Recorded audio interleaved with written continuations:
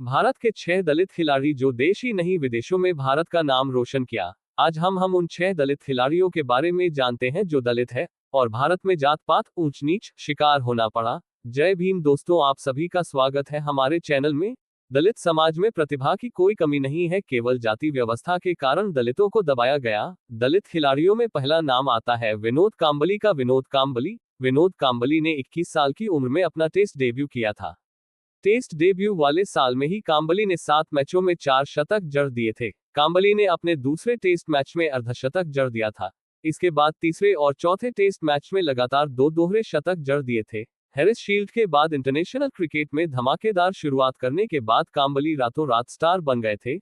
विनोद कांबली दलित समाज से आते हैं। विनोद कांबली के बचपन के दोस्त सचिन तेंदुलकर और विनोद कांबली सचिन तेंदुलकर से भी ज्यादा अच्छा खेलते थे, लेकिन जात पात ऊंच नीच के भेदभाव के कारण विनोद कांबली का करियर जल्दी समाप्त हो गया। विनोद कांबली 1991 से 2000 तक भारतीय क्रिकेट टीम का हिस्सा रहे। दूसरे नंबर पर आती है भारतीय महिला हॉकी टीम की प्लेयर वंदना कटारिया।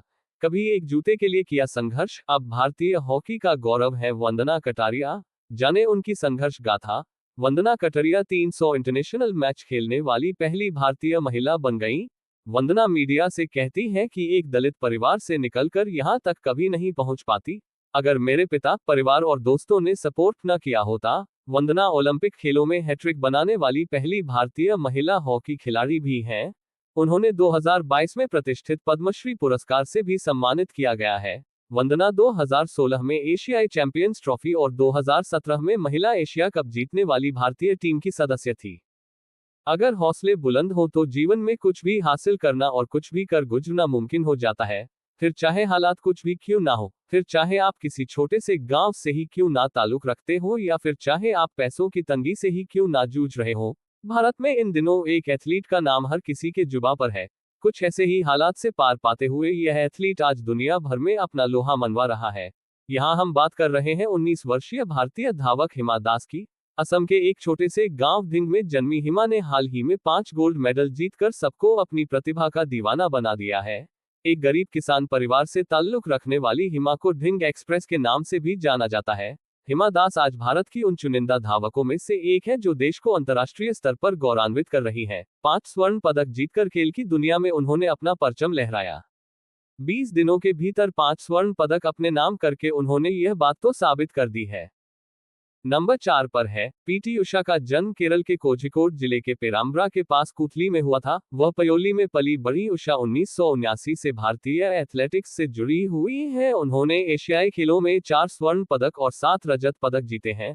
उन्हें अक्सर भारतीय ट्रैक और फील्ड की रानी के रूप में जाना जाता है। पीटी उषा दलित समाज से आती है। साल 1980 का मॉस्को ओलंपिक्स पीटी उषा का पहला ओलंपिक्स था।